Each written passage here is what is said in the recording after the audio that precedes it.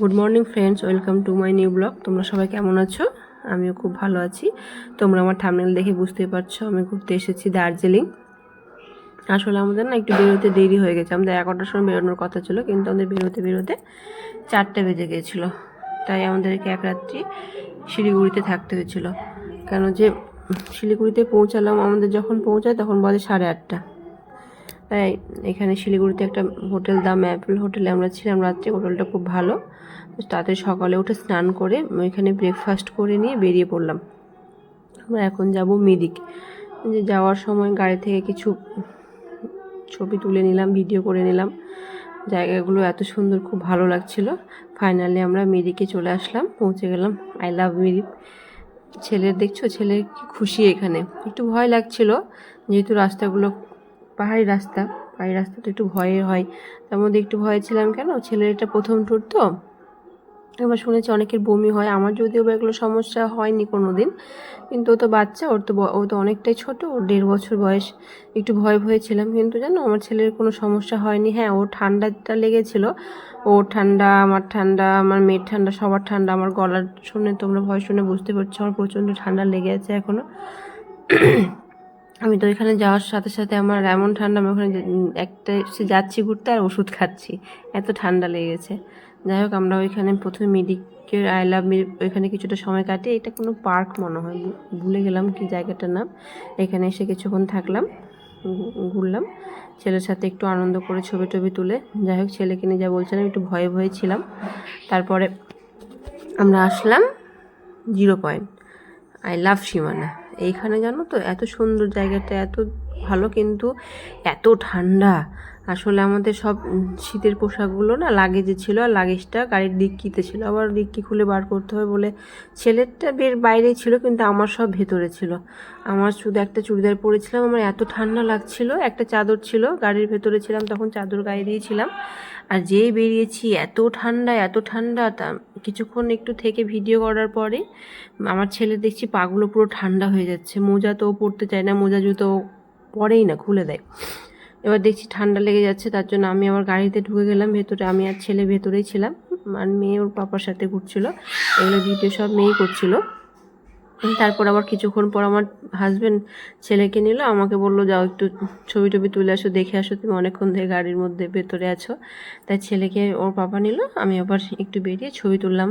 জায়গাটা এত সুন্দর, মনে হচ্ছে একটু বসি কিছুক্ষণ, কিন্তু সেটার উপায় হবে না। কেন, যেহেতু আমার এখন ছোট একটা বাচ্চা আছে, বেশিক্ষণ আমাকে না দেখলে কান্নাকাটি শুরু করে দিচ্ছে।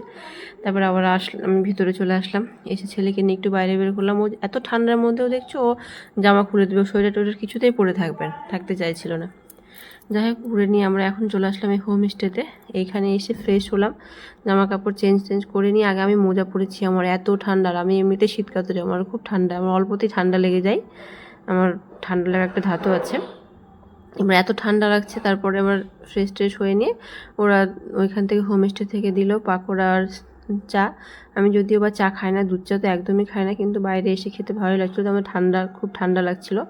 চা খেয়ে নিয়ে ছেলেকে বললাম ছেলের জন্য একটু খিচুড়ি করে দিতে। জানো একটা জিনিস, বাড়িতে আমার ছেলে কত পাতলা চালের আমি খিচুড়ি করি, আর কত ঝাকনা দিয়ে ছেঁকে, কত পেস্ট করে তারপরে খাওয়াই, তো তাও ওর গলায় আটকে যায়, বমি করে দেয়। আর ওইখানে খিচুড়িটা এত টেস্টি হয়েছিল, ওনা ঠাকুরের আসলে যেইটুকুটাই হোক খেয়েছিল, আর খুব ভালো হয়েছিল খেতে। লঙ্কা ছাড়া বলেছিলাম, করে দিয়েছিল। আমার ঠান্ডা লেগেছে, আমি কথাও বলতে পারছি না, তোমরা এটা একটু অ্যাভয়েড করো, গলাটা আমার একদম বসে গেছে। যাই ছেলেকে খাইয়ে নিয়ে আমি ছেলেকে নিয়ে চলে আসলাম ডিনার করতে। ওরা সবাই বসে পড়েছিল ডিনার করতে। আমি সব জায়গাতে একটু লেটে যাই, কেন যে আমার একটা ছেলেকে খাওয়ানোর ব্যাপার আছে, ছেলেকে খাওয়াতে হয়। ছেলে খাইয়ে নিয়ে ওদের প্রায় ডিনার শেষের দিকে তখন আমি গেলাম।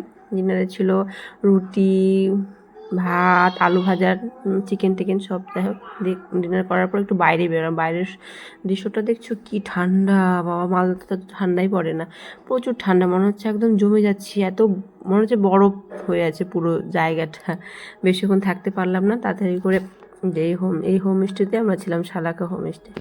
একটু বাইরেটা ঘুরে নিয়ে তাড়াতাড়ি ভেতরে চলে আসলাম। এসে নিয়ে আবার শুয়ে পড়লাম। কিন্তু জানো তো একটা কী জিনিস বলো তো, বাইরের না ঘুম আসে না আমার বাইরে কোথাও গেলে। প্রথম রাত্রি আমার এটা নিয়ে 2 রাত্রি হলো, এক রাত্রি শিলিগুড়িতে ছিলাম আর এক রাত্রি শালাকা হোমস্টেতে, আমার একদিনেও ঘুম আসেনি। এইখানে তো আমি মানে 1.5 ঘন্টা ঘুমিয়েছিলাম। দিয়ে এখন বাজে ভোর 5টা, 5টার আগে থেকে আমি জেগে আছি, না পেরে আমি ভালো লাগছিল না শুয়ে থাকতে।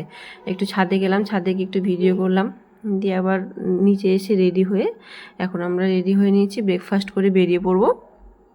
পরে যেখানে যাবো সেখানে মনে হয় কোনো একটা জায়গায় যেতে হবে, যাই হোক পরের একটা হোমস্টেতে যাবো, ওখানে লাগেজপত্র রেখে আবার ঘুরতে বেরোবো।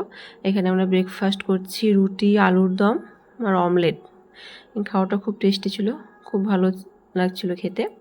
যাই হোক খেয়ে নিলাম, আর খুব ঠান্ডা ছিল, গরম গরম রুটি। আর সব থেকে বড় ব্যাপার কী বলতো, আমাদের মেয়ে ছেলেদের নিজে রান্না না কেউ রান্না করে যদি এগিয়ে দেয় সামনে, সেটা তো খুব ভালো ব্যাপার। রান্না না করতে হলে তো খুব ভালো, সময় সময় গিয়ে একদম খেয়ে নাও, এটাই তো ঘুরতে বেরোনোর মজা। ঘুরতে গেলে তো এটা কোনো চিন্তা থাকে না রান্না করতে হবে, একদম বসে গেলাম, খাবার বেড়ে দিল, খেয়ে নিলাম, খুব ভালো ব্যাপার। তবে সেটা কি বলো তো, 2 দিন 3 দিনই ঠিক আছে। যে আমার ছেলেকে আমার হাজব্যান্ড খাওয়াচ্ছে। আমার ছেলে আবার জানো তো কি, ওর বাবার কাছে খেতে খুব ভালো, মানে ও খায় বাবার কাছে। আমার অত ধৈর্য না, আমি এত আস্তে আস্তে করে অনেকক্ষণ ধরে খাওয়াবো। ওর পাপার কাছেও খুব ভালো খায়, তাই বাইরে গেলে ওর পাপাই খাওয়ায় ওকে, আর আমি গুলে টুলে দুধ দিয়ে খাইয়ে দিই, আমার অত ধৈর্য নেই। ওর পাপা খাওয়াচ্ছিল, খাওয়ানো কমপ্লিট হয়ে গেলে আমরা এখন বেরিয়ে পড়লাম পরে যেখানে যাব। এই যে আমরা এখন আরেকটা হোমস্টেতে চলে আসলাম।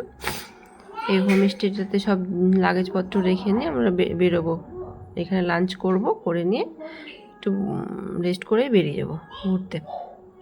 এই হোমস্টেটাও খুব সুন্দর, হ্যাঁ, কিন্তু কি বলতো, এটা দেখতে খুব সুন্দর, খুব ভালো, একদম জানালা থেকেই বাইরের ভিউ দেখা যাচ্ছে, খুব সুন্দর পাহাড় একদম, ব্যালকনিটা খুব, কিন্তু এখানকার খাবারটা খুব একটা ভালো ছিল না।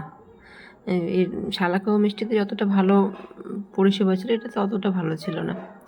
যাই হোক, সব জায়গায় তো সময় হয় না, তবে ভালো, কি সুন্দর দেখো। আমরা এখন বসে এখানে গোল মিটিং করছি, এবার কোথায় বেরোবো, কোথায় যাব, এগুলো আলোচনা হচ্ছিল। আর আমার ছেলে তো, ওকে তো আটকে রাখা যাচ্ছিল না, ও তো খুব মজা, ওর মানে কি বলবো, একদম ফাঁকা জায়গা পেয়ে গেছে, ও নিজের মতো করে ছুটাছুটি করছিল। কিন্তু যেহেতু মানে এই হোমস্টের বাইরেই না একদম তোমার হচ্ছে মেন রোড, তো গাড়ি খুব জোরে জোরে চলাফেরা করছিল, তাই একটু দেখে রাখতে হচ্ছিল। আমি এখন ওকে একটু ছাদে নিয়ে চলে আসলাম, ছাদে নিয়ে এসে ওর সাথে কিছু ভিডিও করলাম, ছবি তুললাম, কতটা রিলস বানালাম। আমার ছেলে ওর পোস্ট নিতে খুব ভালো পারে, জানো, ওর বয়স 1.5 বছর, কিন্তু ওকে দেখে মনে হবে না হয়তো পাকা। যাই হোক, তারপরে আমরা এসে এখানে লাঞ্চ করে নিয়ে বেরিয়ে পড়লাম যে আই লাভ লামহাটা। এখানে এখানে না ওরা আসেনি, প্রিয়াঙ্কারা, ওদের টায়ার্ড লাগছিল, তাই ওরা ওই হোমস্টেতেই থেকে গেল। আমরা আসলাম, আমি হাজব্যান্ড, আমার ছেলে মেয়ে। কিন্তু ছেলে আস্তে আস্তে রাস্তায় শুয়ে পড়েছিল, তাই ছেলে ওর বাবাই নিয়েছিল গাড়িতে, বললো তুমি আর মেয়ে যাও, আমি এখানে রাস্তায় দাঁড়াচ্ছি। গাড়িতে ওরা ছিল, আমি আর আমার মেয়ে আসলাম, কারণ ছেলেকে এখন যদি উঠে যায় তাহলে গেলে খুব কান্নাকাটি করবে, জেদ করবে। আমি মেয়েকে বলছিলাম, এখানে আমরা 22 সালেও এসেছিলাম, যখন 2022-এ আমরা দার্জিলিং এসেছিলাম, ওকেও তাই বলছিলাম, বাবা জানিস তুই আরও ছোটো ছিলিস, যে আমার মেয়ে ছোটো ছিলিস, আমরা এখানে কিন্তু এসেছিলাম, মেয়েকে ওটাই মনে করাচ্ছিলাম। কিন্তু কি বলতো, পাহাড় আমি ভীষণ ভালোবাসি, যতবারই আমার পাহাড় যাওয়া, ঘুরতে যাওয়া প্রায় আমি যাই, হ্যাঁ, মাঝে মাঝেই ছুটি হলে গেলে পাহাড়টাই আমি যেহেতু খুব ভালোবাসি। পাহাড় কোথাও ঘুরতে যাওয়ার কথা হলো, ওর বাবাকে পাহাড়ের কথাটাই বলি, আমার পাহাড় ভীষণ ভালোবাসি। এর আগে গ্যাংটক, দার্জিলিং অনেকবার যাওয়া হয়েছে, এবারও গ্যাংটকের কথাই হয়েছিল, কিন্তু আমার ছেলেটা যেহেতু খুব ছোট, তো তাই গ্যাংটকটা বললাম যাব না। যাই হোক, তারপরে আমরা ওই ঘুরে এসে আবার একটু বসলাম, বৃষ্টি নেমেছিল, একটু বৃষ্টিটা দেখলাম ব্যালকনিতে বসে বসে। তারপরে পাকোড়া আর চা দিয়ে গেল, ওগুলো খেয়ে নিয়ে আমরা আবার একটু বেরোলাম। দেখছো আমি হাঁটছি কতটা, দেখি বলো তো, পাহাড়ের রাস্তাতে না নামতে যতটা মানে ভালো লাগে, কিন্তু উঠতে ততটাই কষ্ট হয়, একদম ফাটাফাট গড়গড় করে নেমে গেলাম। এই যে একটা মোমোর দোকানে এসেছিলাম, মেয়ে মোমো খেতে চেয়েছিল, তাই মোমোর মেয়েকে নিয়ে সবাইকে নিয়ে আমরা এখানে মোমো খেতে এসেছিলাম। এসে এখানে মোমোর দোকান থেকে আমরা সব ভিউগুলো নিচ্ছিলাম, কি সুন্দর দেখছো, এত ভালো লাগছিল। একটু মজা টজা করে নিয়ে আমরা আবার চলে আসলাম, এসে খাওয়া দাওয়া করে শুয়ে পড়লাম। পরের দিন এবার ফেরার পালা, মেয়ের মন খারাপ, সবার মন খারাপ। আমরা এখন রেডি হয়ে বেরিয়ে পড়েছি, মালদা চলে আসবো। অনেক আনন্দ করলাম, মজা করলাম, এবার নিজের ছন্দে ফিরতে হবে। পড়াশোনা, মেয়ের পড়াশোনা, আবার সেই জীবন, এই যে আনন্দ করলাম, ঘুরলাম, এখন সব 2 দিন খুব ভালোই মজা করলাম সবার সাথে। একবার রাস্তাতে মেয়ের ছেলের খিদে পেয়েছে, ছেলেকে দুধ গুলে খাওয়ালাম, বমি করে দিল, ঠান্ডা লেগে আছে, তাই মোমো নিলাম। মোমোটাও না ঠিক মতো খাচ্ছিল না, আর ওইগুলো তো অত খায় না, বাইরের খাওয়ার দুধটাই ভালো খায়, কিন্তু যেহেতু দুধ খেয়েও বমি করে দিচ্ছিলো, তাই একটু চেষ্টা করলাম মোমোটা খায় নাকি, তো খাচ্ছিল না, ফেলে দিচ্ছিল। এদিকে খিদেও পেয়েছিল, কান্নাকাটিও করছিল। এই যে পাপার সাথে খুনসুটি ছেলে আর বাবার। ওর কি বলতো, ফাঁকা গাড়ি তো, ও আমার কাছে কম ওর পাপার কাছে যেতে চাইছে, পাপার সাথে থাকতেই বেশি ভালোবাসে। মা আসলে জানে মা বকা দিবে, মা দুষ্টমিগুলো একদম পছন্দ করে না, মার রাগ একটু বেশি। ও পাপার সাথে খুব কমফোর্টেবল, ও আমার কাছে থাকবে না কিছুতে। পাপা আর দিদি ভাইকেও খুব ভালোবাসে। পাপার কাছেই থাকছিল, দিদির কাছে। যাই হোক, খুব মজা করলাম, খুব আনন্দ করলাম। এই যে আমি শিলিগুড়িতে একটু খাওয়া দাওয়া করে নিয়ে টাটা, বাই বাই।